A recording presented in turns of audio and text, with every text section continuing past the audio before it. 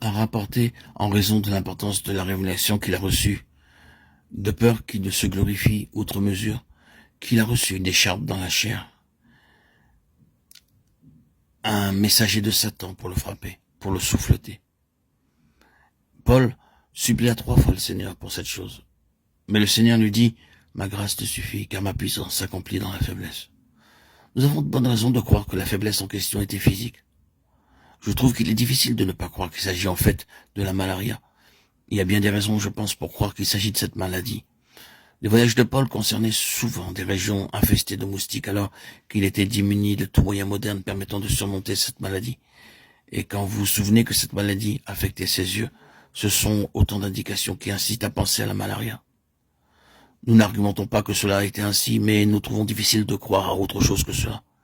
Mais quoi qu'il en soit, c'était quelque chose qui, de temps à autre, saisissait Paul et désespérait de la vie.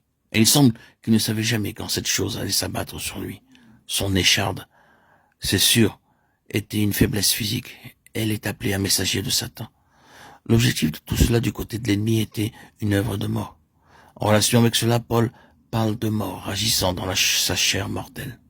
Tout était dans la direction de la mort, encore et toujours. Il faisait face et combattait la mort tout le temps. Mais ce qui doit être relevé, c'est que tandis que le diable très clairement agissait sur son état physique, comme la déclaration le montre et que le Seigneur le permettait, cela n'a pas atteint l'objectif de la mort, mais au contraire le cours de la vie de cet homme est celui d'un triomphe constant sur cette mort et sur Satan. Il est manifeste que la puissance de la mort nous assaille et que le Seigneur n'empêche pas tout le temps le diable d'attaquer notre corps. Mais cela ne signifie pas que le Seigneur a comme intention pour nous la mort. Vous pourriez penser que la logique est que si le Seigneur envoie un messager de Satan dont l'effet est la mort, assurément le Seigneur veut que nous mourions. Il n'y a aucune justification pour un tel argument. C'est tout à fait le contraire qui est vrai.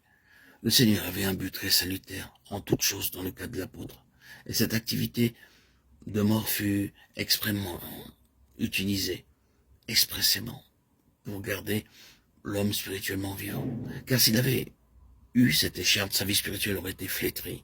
Écoutons les mots que l'apôtre utilise, et pour que je ne sois pas enflé d'orgueil, de Corinthiens 12:7. Trouvez l'homme s'exaltant lui-même outre mesure et vous trouvez un homme avec une vie spirituelle pauvre. Sa vie spirituelle a été gâchée. Trouvez un homme qui est gardé humble dans cette voie, mais néanmoins triomphant dans une voie qui ne s'explique pas sur une base naturelle. Vous trouvez alors un homme qui est un géant sur le plan spirituel. Oui, l'ennemi porte des attaques sur le corps. Il affecte ce qui est déjà atteint et cherche à l'aggraver.